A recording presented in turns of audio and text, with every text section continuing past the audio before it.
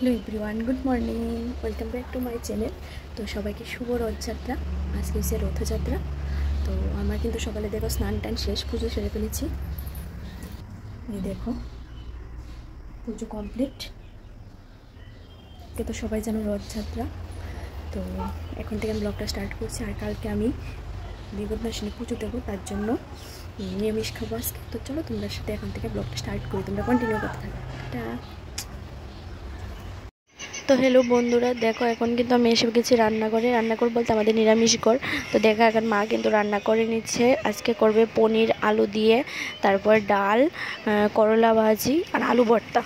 তো তারপর মা আমাকে বললো একটু গিয়ে কারি পাতা আনতে। কারি পাতা কেচি, তো কারি পাতা আনতে আমি যাইতাছি। আমার বাড়ির পাশে একটা কাকুর বাড়ির সামনে, তো ওইখানে যাইতাছি কারি পাতা আনতে। এ দেখো আমি এসে কারি পাতা নিতাম। কারা কারা সিমের পাতা দিয়ে কারি পাতা তরকারি দিলে সেই লাগে, সেই আলুর দম টমেটো দেওয়া যা।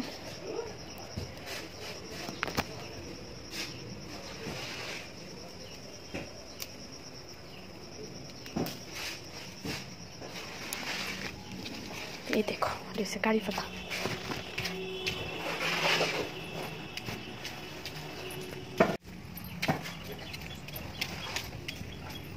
এটা এখন দিব আলুর দমে। আলুর দম বলতে পনির দিয়ে আলুর তরকারি। তো এটা দিব, রান্না হোক, তারপর তুমি দেখাম।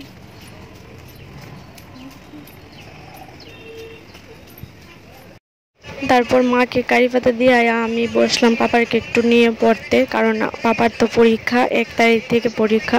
তো আর 1 তারিখে আমাদের বাড়িতে পুজো, মানে আমার বাবার বাড়িতে, কিন্তু আমি যেতে পারছি না। 1 তারিখ পরীক্ষা দিয়ে তারপর যেতে হইব। আবার হচ্ছে 4 তারিখ পরীক্ষা, তার জন্য যাইতে পারো। মা আমার একটু দয়া করলো। তো এখন ভাবলাম একটু পড়াই সকালবেলা আর কি। 2বার একটু মানে স্কুলে গেলে তার পড়াটা বাড়িতে হয় না, তো স্কুলে আজকে নাই।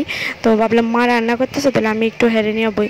তো দেখো হেরে দৌড়ে দৌড়ে লেখাইতেছি। পারে লিখতে, কিন্তু সরাসরি এখনও ভালো করে শিখছে না, মানে বেকা তেরা হয় আর কি।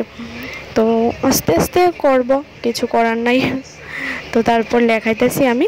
তারপর লেখায় টেখায় ভাত খাইতে যাই। তারপর দেখো একেবারে চলে আসলাম আবার সন্ধ্যার সময়, কারণ বিকালে দুপুরে আর ভিডিও করা হয়েছে না। তো সন্ধ্যার সময় দেখো মা টিফিন বানাইতেছে পুরি আর বুটের ডাল, মানে লুচি আর বুটের ডাল। তো ও কোথাও আজকে নিরামিষ টিফিন খাইব।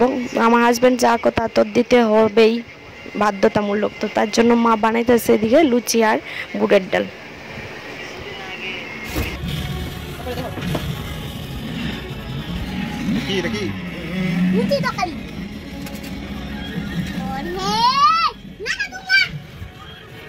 এই যে টিফিন খাইব, খাইয়া কেউ কেমন হয়েছে?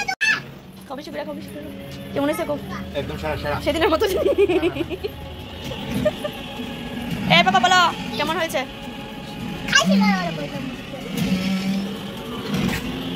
টাটা করে দাও।